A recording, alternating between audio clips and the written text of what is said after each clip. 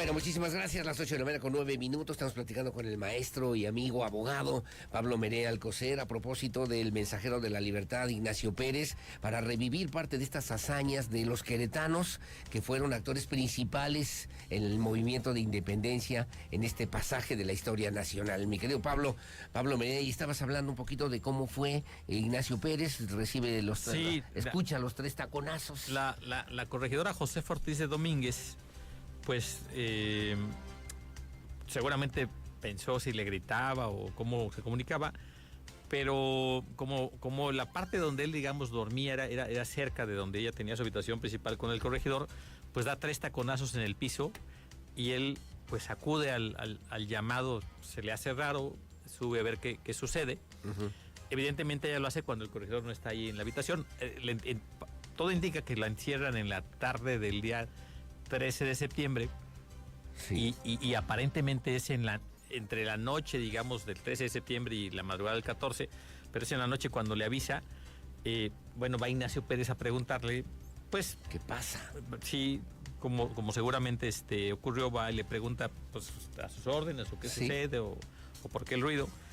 Y ella le dice, oye, necesito que me apoyes, que hagas un favor. Que lleves Ignacio, necesito que vayas al pueblo de San Miguel el Grande, a que le avises al capitán Ignacio Allende, pues que ya nos descubrieron, que los van a detener, y que ya hay órdenes de aprehensión, ya los integrantes, digamos, de la realeza ya están ejecutando órdenes de aprehensión, y es indispensable que vayas. Entonces Ignacio Pérez pues escucha el mensaje.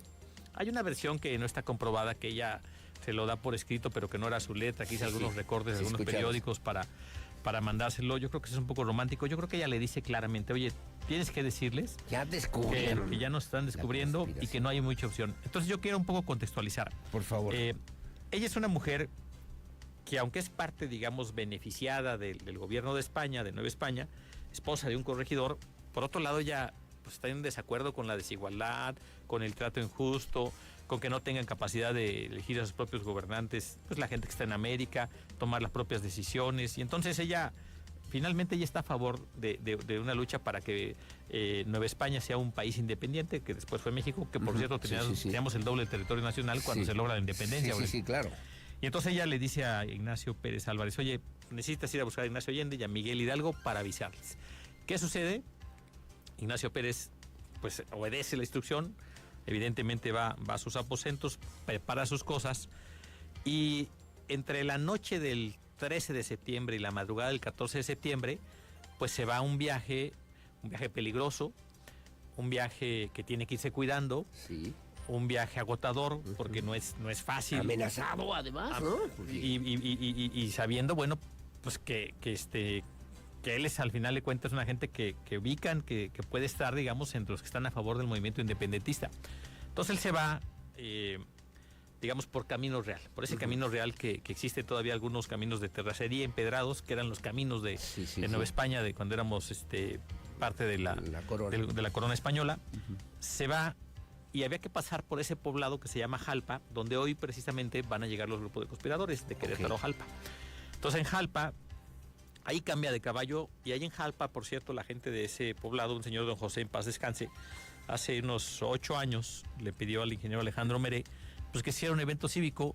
Como que Alejandro le rompió un poco la agenda, pero yo 3 o 4 años me fui adelantándome del grupo para llegar a Jalpa, digamos, antes que los que llegan del grupo a la comida. Pero yo hice un evento conmemorativo en honor al cambio de caballo que hizo Ignacio Pérez Álvarez en Jalpa. Ignacio Pérez cambia de caballo, de Jalpa se va a San Miguel el Grande. Evidentemente no lo están esperando, Aurelio. O sea, no lo están esperando. Sí, claro. Ni se imaginan que viera a buscarlos. Entonces él pues llega a buscar, no encuentra a Ignacio Allende ni en su casa, ni en el cuartel donde estaba, ni en ningún lado. Lo anda buscando. Se entrevista con Juan Aldama. Ajá, me decías. Juan Aldama también buscaba la independencia, estaban de acuerdo, eran de los gentes que estaban pues planeando, digamos, en esas supuestas reuniones literarias, pero que realmente, que sí tenían reuniones literarias, pero realmente buscaban la independencia. Sí. Y entonces Juan Aldama pues se pone de acuerdo con él, yo te acompaño, y se van montando de San Miguel el Grande a el pueblo de Dolores. En el pueblo de Dolores el día 15, no sé si en forma inmediata, porque es posible que el párroco estuviera en la parroquia, es posible que estuviera en su casa, me refiero a Miguel Hidalgo y Costilla, es posible que anduviera en alguna comunidad. Al final de cuentas ellos lo localizan, y ya que lo localizan, tanto Ignacio Allende como a Miguel Hidalgo les avisan pues que ya lo están deteniendo, que ya los descubrieron y que tienen que actuar, tienen que esconderse, tienen que hacer algo, o tienen que iniciar el movimiento de levantarse en armas. Aquí hay una discusión interesante que coincide en la mayoría de historiadores, que Ignacio Allende dice hay que esperarnos a que inicie la lucha, hay que planearlo un poco más. Y Miguel Hidalgo dice no, ya no tenemos tiempo que perder, tenemos que levantar a la gente en armas, tenemos que empezar a pelear contra los realistas, y tenemos que buscar, es el momento de la independencia. Ahora, se sabía que Francia estaba invadida, que Francia había invadido España en 1810.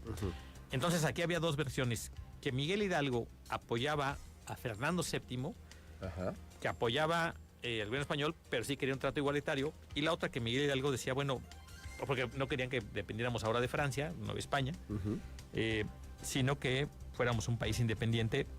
Y entonces había esa lucha, y dicen que Miguel Hidalgo como que titubeaba. Yo creo que Miguel Hidalgo al final sí quería la independencia, y tan es así que lo que ahorita voy a contar lo demuestra. Sí, dime.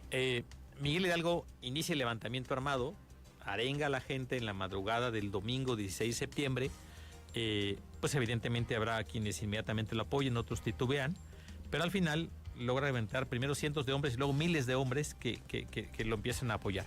Tomó el estandarte. Se va a Totonilco y toma el estandarte de la Virgen. Ajá. Y en este país, que actualmente es el segundo país más religioso, más católico del mundo, México, pero que evidentemente pues el catolicismo era, digamos, había una gran fusión entre el gobierno virreinal y la Iglesia Católica, como lo veían muchos países de Europa. Y entonces, en esa fuerza de tomar un estandarte de la Virgen de Guadalupe, que es un símbolo que había en Nueva España y que sigue vigente, sí, al día de hoy para la mayoría de los mexicanos que somos guadalupanos, que somos creyentes en Dios, bueno, pues Miguel Hidalgo toma el estandarte, y con el estandarte sigue la marcha y pasa a varios pueblos que ahora son del estado de Guanajuato, y va haciendo, digamos, levantamiento de llamado, sí, claro, a la independencia. De llamada a la independencia. Y entonces, ¿cuál es la parte interesante de Hidalgo? Que Hidalgo, pues al final logran detenerlo. Hablan de traiciones, que algunas gentes hablan de que lo engañaron. Bueno, a Hidalgo lo logran detener. Después de que lo detienen, le hacen un juicio de carácter civil y lo declaran traidor a la corona española.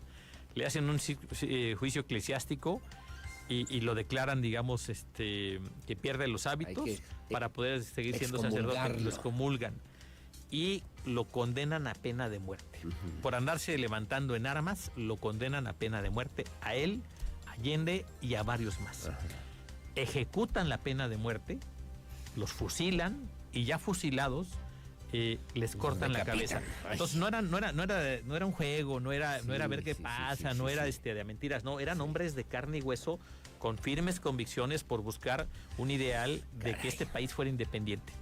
Y a veces la gente pues ve los billetes de Miguel Hidalgo y las estampitas y ve calles que se llaman Hidalgo, pero no contextualiza que es un hombre que dio la vida por la independencia. Comprendemos. Y miles que no están en los libros de historia y que no aparecen.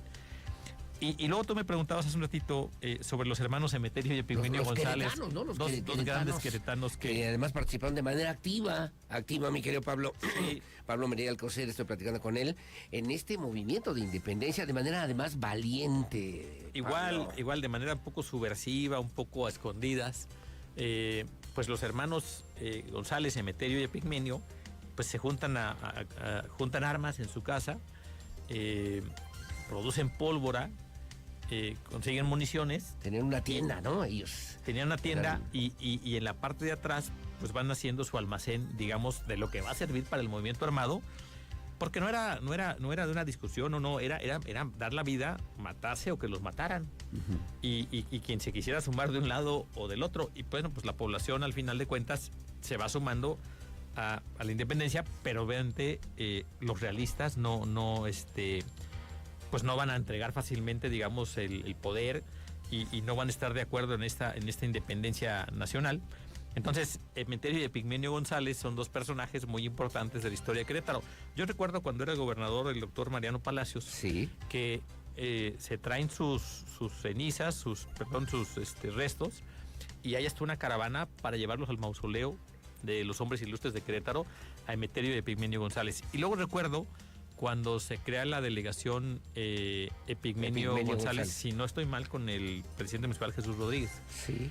Entonces, sí hay personajes muy importantes en la historia de Querétaro que luchan por la independencia. Y luego hay una cuestión que genera un poco de celo, Sí, Aurelio, por favor, amigos Pablo, queretanos. que nos quedan todavía 10 horas, pero bueno. No, fíjate que en el pueblo de Dolores, Sí. el gobernador de Guanajuato, el presidente de Dolores, siempre dicen, acá inició la independencia y cuna de la independencia nacional. Independencia, sí. Dolores Hidalgo, sí, allá inició la independencia. Pero donde va la semilla, donde van las reuniones literarias, donde se da la ideología, donde se busca, pues es en Querétaro. Sí, claro. Y donde sale el mensaje de Ignacio Pérez es de Querétaro. Entonces, sí, allá nace, pero acá se fecunda. Y al final yo he tenido la oportunidad de dar el discurso a nombre de los conspiradores 6 o 8 años en Dolores Hidalgo, Guanajuato, Sí. con el gobernador Márquez, ahora con el gobernador Diego Sinué. Y yo lo que digo es que Querétaro y Guanajuato somos pueblos hermanados por la historia.